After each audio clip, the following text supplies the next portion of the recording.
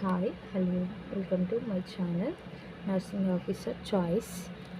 Today we are discussing about Florence Nightingale.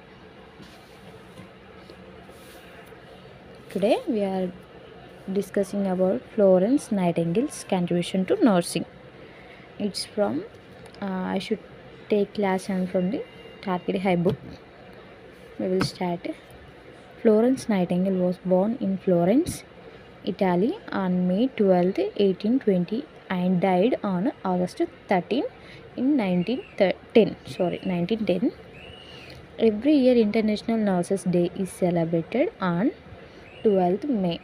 We know that she developed first organized nursing program for nurses in the year 1860. She developed first organized nursing program for nurses in the year 1860. She started her program in the Nightingale Training School for Nurses at St. Thomas Hospital in London. Okay, she started her program in Nightingale Training School for Nurses.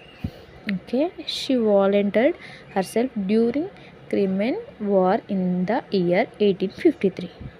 Okay, she is known as Lady with the Lamp for taking care of soldiers with a lamp at nights. She cared to soldiers. How does she care? A lady with the lamp for taking care of soldiers with a lamp at night time.